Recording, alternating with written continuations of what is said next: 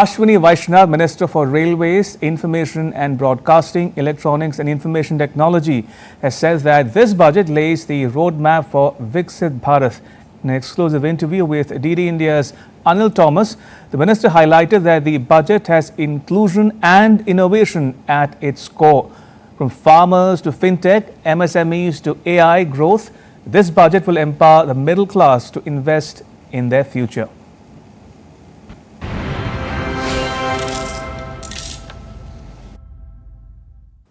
The Indian budget of 2025 is keenly watched by international audience for the simple reason India has a role to play in the global economy.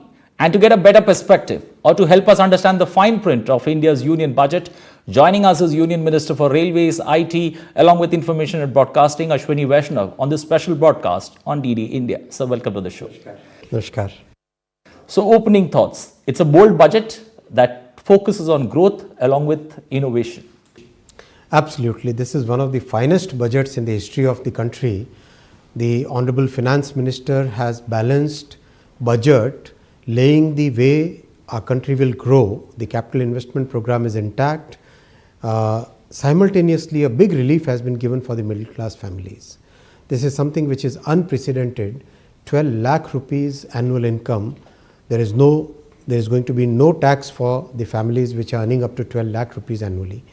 I thank Honorable Prime Minister for this bold budget, for a very comprehensive budget. This takes care of each and every section of the society.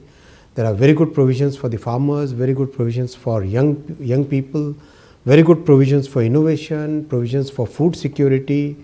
Every sector, the MSME sector is primary focus in this budget. Practically everything that was required for taking the country to the developed nation status by 2047, that foundation has been laid by this budget. So change in the tax slab, that's been the talking point. If you see social media, that's one story that's trending, especially the change in slab, the tax slabs that have been created. Do you feel this budget, that's the big takeaway for the common man, the middle class? It is definitely a very big relief for the entire middle class, because 12 lakh rupees per annum income and no income tax. That means the middle classes will be able to save more, they'll be able to invest more in housing, get better amenities at home. So that will once again boost the economy. That has its own multiplier impact because it creates demand. So this is a very big thing, and I really thank Honorable Finance Minister and Honorable Prime Minister for creating this kind of bold decision of no income tax till 12 lakh rupees income. Two fields, education along with health, that are primary drivers for a nation's development. How do you see the budget allocation, especially in these two areas? Very good programs have been created for healthcare, for education, for agriculture, for rural prosperity, for MSMEs, for industrial growth. If you look at the thought process, there is huge focus on innovation. There is very big focus on getting the best quality of healthcare at very affordable prices, right down to the district level. Today in the budget, Honorable Finance Minister has announced cancer care hospitals will be created right at the district level. This is very big. This is really big, and the whole chain of Ayushman Arogya Mandir, the Ayushman program, then the program for 70 plus years our senior citizens, for them absolutely free healthcare up to 10 lakh rupees. So these are very big things which are changing the society and making a big difference in people's lives. So this budget makes a continues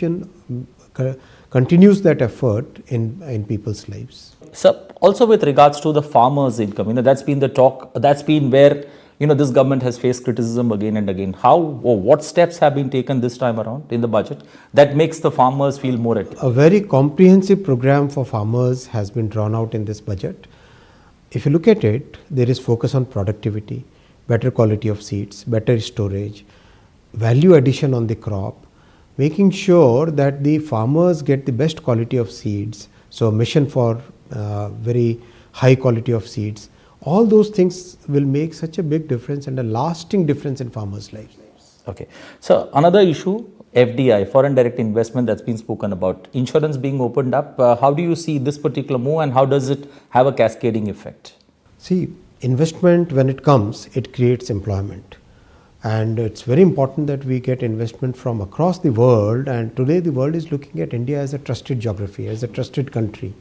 So people want to invest in electronics, people want to invest in financial services, in defense production, in textile production, garment production, leather production, shoe production, practically every part of the manufacturing value chain, people want to be part of our economy, our manufacturing economy. And today's provisions, where a lot of simplification has happened, both on the FDI rules for insurance as well as the customs related rules, is going to have a big impact on the manufacturing sector.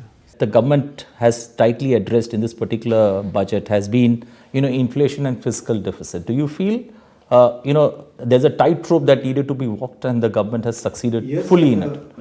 Yes, and in a very successful way, the Honorable Finance Minister has maintained the fiscal consolidation path, getting fiscal deficit back to 4.4% when the entire world today is having fiscal deficits in the range of 5 to 7%.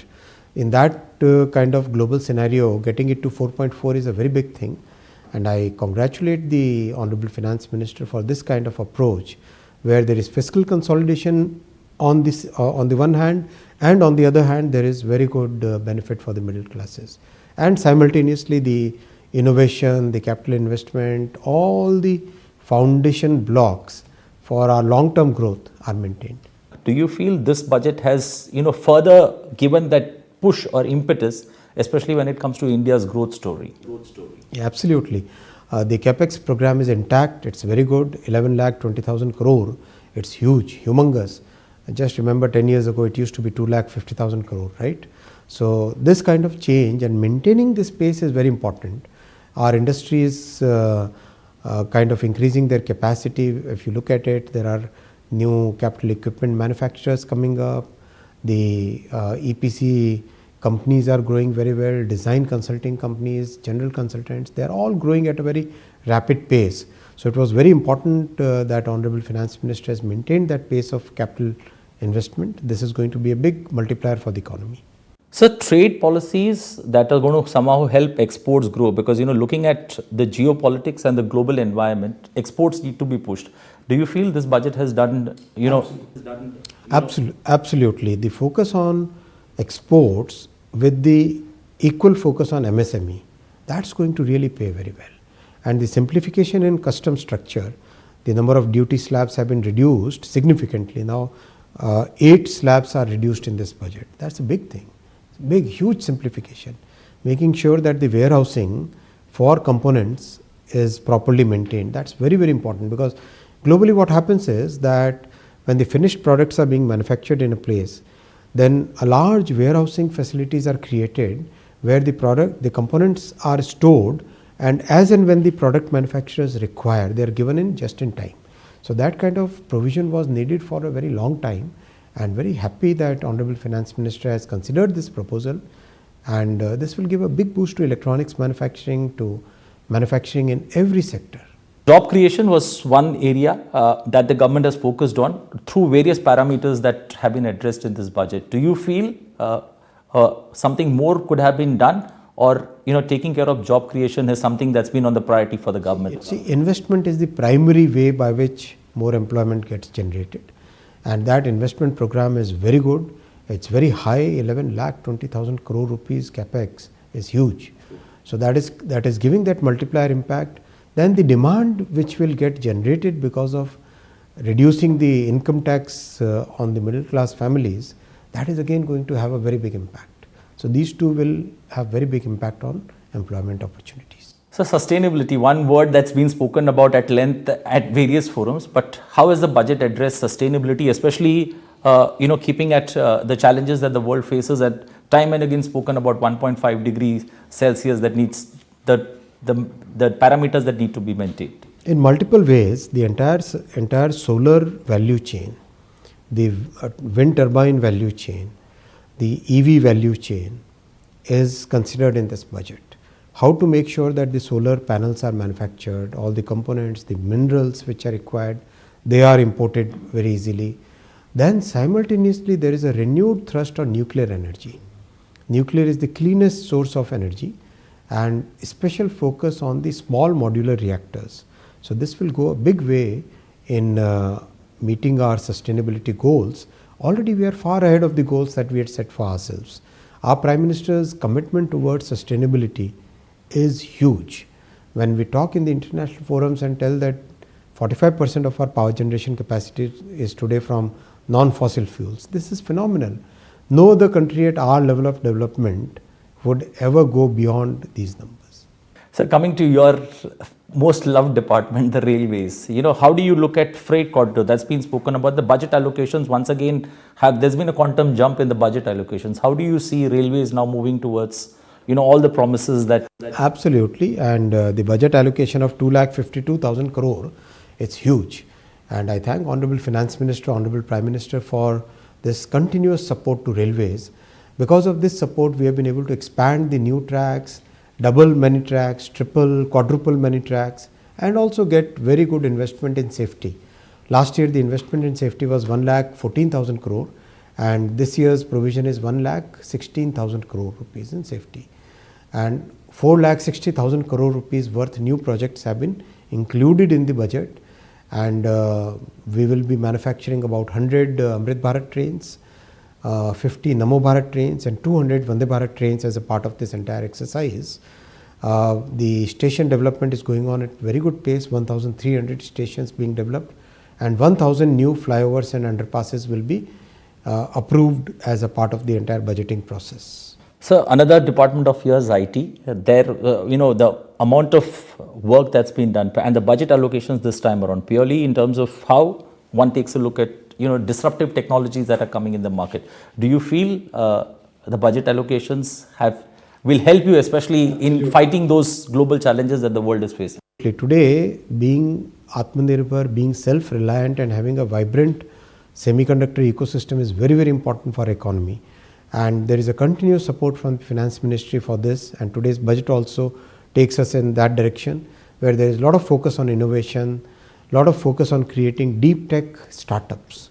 So those things have come out very well in the budget, and the AI mission is being fully supported, which means that we will be able to take that the huge talent pool that we have, will be able to find that energy into creating new products and services. Okay. So one final word, now looking at the overall budget and the budget is out, how would you say, on a scale of 1 to 10, where would you put this? 10 on 10, absolutely great budget, amazing budget. Managing fiscal deficit, managing the capex investment, getting the facilities for our middle class families, making sure that the poor families, they get their due, making sure that the farmers are able to grow, making sure that employment opportunities come in, making sure that the innovation ecosystem is supported. Amazing. Making sure that the MSMEs are supported. It's a phenomenal budget. It's a dream budget. Well, it's a dream budget. On that positive note, I'm going to say thank you to you. Appreciate your sparing time, helping us understand the budget. Namaskar. This budget is not about numbers. It's about empowering people, raising aspirations of the people, and helping India beyond the rise. Well, that's it in this special broadcast. Thanks for watching. Bye-bye. Take care.